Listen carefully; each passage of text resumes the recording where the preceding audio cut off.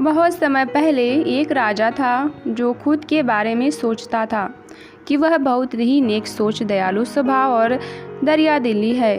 उसे लगता था कि वह स्थितियों को सही से समझने, हर बात पर न्याय करने और हर विषय में उचित विचार करने वाला व्यक्ति है। राजा की 3 बेटियां थीं। एक दिन उसने अपनी बेटियों को बुलाकर कहा, मेरे पास जो भी है वो सब तुम्हारा है। तुम तीनों को मुझसे ही जीवन मिला है। मेरी इच्छानुसार ही तुम तीनों का भूत, वर्तमान और भविष्य बना हुआ है, जो आगे भी ऐसे ही बना रहेगा।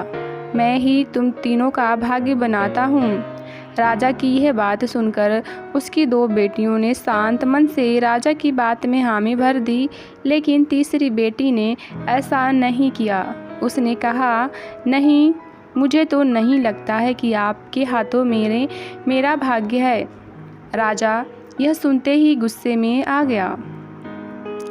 उसने अपनी तीसरी बेटी की कही बातों को एक चुनौती के रूप में स्वीकार किया। उसने खुद को अपनी तीसरी बेटी के सामने सही साबित करने की ठान ली और उसे जेल में बंदी बना दिया। इस वजह से राजा की तीसरी बेटी कई सालों तक जेल में ही बंद रही। राजा और उसकी बाकी की बेटियां राजसी जीवन जीते रहे।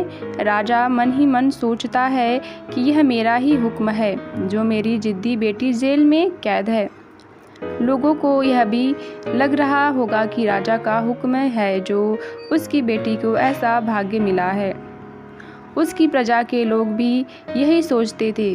उन्हें लगता था कि राजा की तीसरी बेटी ने ज़रूर कोई गलत कार्य किया होगा, तभी उसे जेल में कैद करके रखा गया है। वरना कोई भी पिता अपनी बेटी के साथ भला ऐसा क्यों ही करेगा।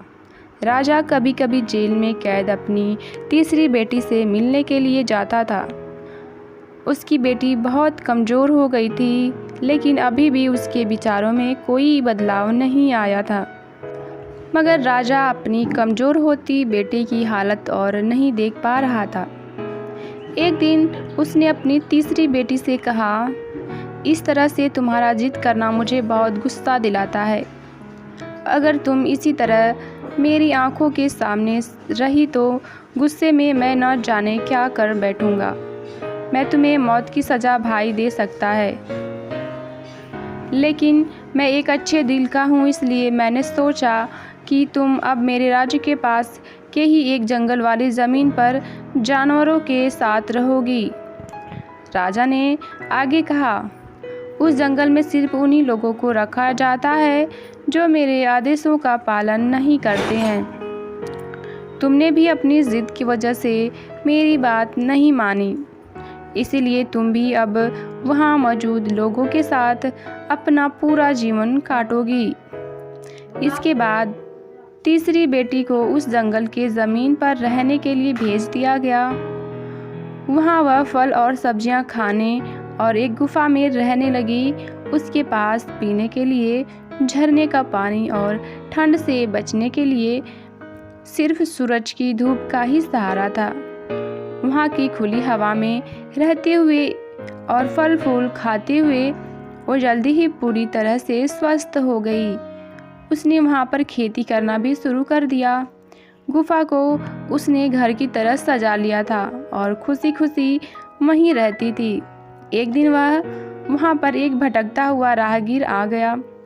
उसे देखते ही देखते राजा की तीसरी बेटी से प्रेम हो गया और दोनों खुशी खुशी वहीं रहने लगे। उस जंगल में उन दोनों के अलावा और भी कई लोग रहते थे, जिनकी मदद से उन्होंने उस जंगल को एक शहर के रूप में बदल दिया।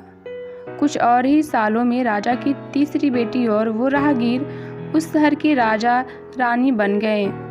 अब उनके शहर की चर्चा दूर दूर तक होने लगी। जैसे ही इसकी जानकारी राजा को मिली, वह उस जंगल में सब कुछ देखने के लिए पहुंच गया। जब उसने वहां की राजगद्दी पर अपनी बेटी को बैठे देखा और साथ में एक खूबसूरत युवक को, तो उसके होश उड़ गए। राजा की बेटी ने अपने महल में अपने पिता का पूरे सम्मान के साथ स्वागत किया। उसने अपने पिता से उसके बुरे बर्ताव व फैसले के लिए कुछ भी नहीं कहा। जैसे ही राजा वहाँ बैठा तो उसे एक आवाज़ सुनाई देने लगी जो कह रही थी कि हर इंसान स्वयं ही अपना भाग्य बनाता है, कोई अन्य इंसान किसी और का भाग्य नहीं बना सकता। इसके बाद राजा को स्वयं ही अपनी गलती पर पछतावा होने लगा और उसने अपनी सभी बेटियों को अपने भाग्य से आज़ाद कर दिया। उसने अपनी तीनों बेटियों से कहा, भले ही तुम तीनों का भाग्य मेरे हाथों में है, लेकिन हर व्यक्ति खुद ही परिस्थितियों के अनुसार अपना भाग्य अच्छा व बुरा बना सकता है। कहानी से सीख।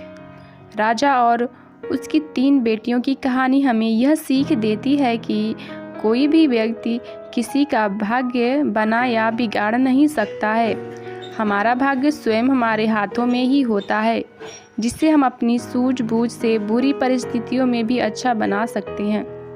दोस्तों, ये कहानी आपको पसंद आई हो तो हमारे वीडियो को लाइक शेयर ज़रूर करें और हमारे चैनल को पहली बार देख रहे हैं तो मेरे चैनल को सब्सक्राइब भी ज़रूर कर लीजिए। इसी टाइप्स के वीडियो डेली पाने के लिए take care and bye bye. मिलते हैं इसी तरीके की वीडियो के साथ।